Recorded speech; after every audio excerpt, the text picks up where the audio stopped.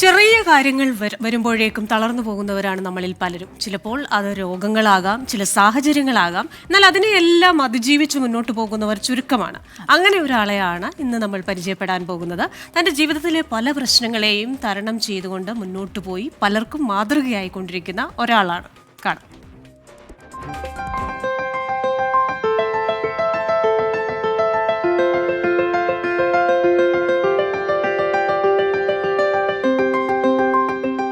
ഇത് സാറ മാമൻ കല്ലീക്കൽ, പ്രായം 84.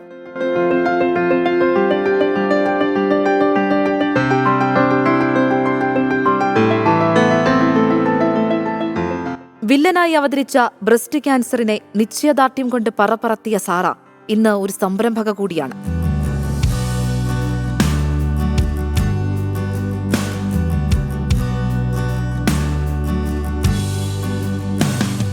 ഇത് മാത്രമല്ല, ചിത്രരചന, പുസ്തകരചന, ആർട്ട് തെറാപ്പി ക്ലാസുകൾ, അങ്ങനെ സാറ കൈയടക്കാത്ത മേഖലകളില്ല.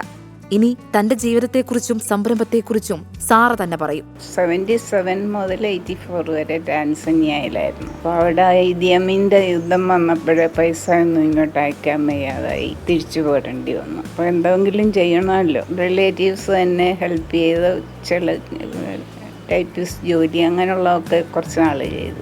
അതിൻ്റെ ഇടയിൽ ഭർത്താവ് പോയി. രക്ഷപ്പെടാനുള്ള ആദ്യം പ്രയാസമായിരുന്നു. പിന്നെ ഓരോ മാർഗം കണ്ടുപിടിച്ച് ആദ്യം വരയ്ക്കാൻ തുടങ്ങി.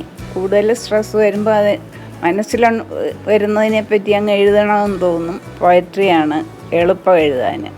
അത് കഴിഞ്ഞ് പിന്നെ ചില പോയട്രി ഗ്രൂപ്പിലൊക്കെ ചേർന്നു. അപ്പോൾ അവർ പറഞ്ഞു, എന്താ പബ്ലിഷ് ചെയ്താലെന്താന്ന് പറഞ്ഞു. പബ്ലിഷ് ചെയ്യുന്നതൊക്കെ ഭയങ്കര ചിലവാണ്. ക്യാൻസറിനെ ചെറുത്തു തോൽപ്പിച്ചവരുടെ കൂട്ടായ്മയായ ക്യാൻസർ വിലെ പ്രായം കൂടിയ അംഗവുമാണ് സാറ.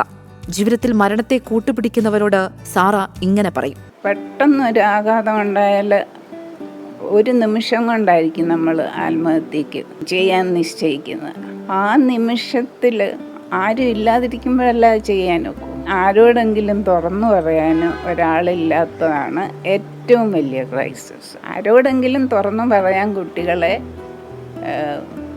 പ്രേരിപ്പിക്കണം. അവർക്ക് അതിനുള്ള അവയർനെസ് ഉണ്ടാക്കി കൊടുക്കണം. അതാണ് എനിക്ക് പറയാനുള്ളത്. സങ്കടം വന്നാൽ എഴുതും, സന്തോഷമാണേൽ ചിത്രരചന. അങ്ങനെ സാറയും സാറയുടെ ലോകവും തിരക്കിലാണ്. പ്രായം 84. ഈ ചെറിയ പ്രതിസന്ധികളൊക്കെ ഉണ്ടായിട്ടുണ്ട് എങ്കിൽ അതിനെയൊക്കെ തരണം ചെയ്ത് മുന്നോട്ട് പോകണമെന്നതിന് ഒരു ഉത്തമ ഉദാഹരണവും. ക്യാമറമാൻ നിഖിൽ നിളയ്ക്കൊപ്പം ആൻമരിയ സനി, 24 കൊച്ചി.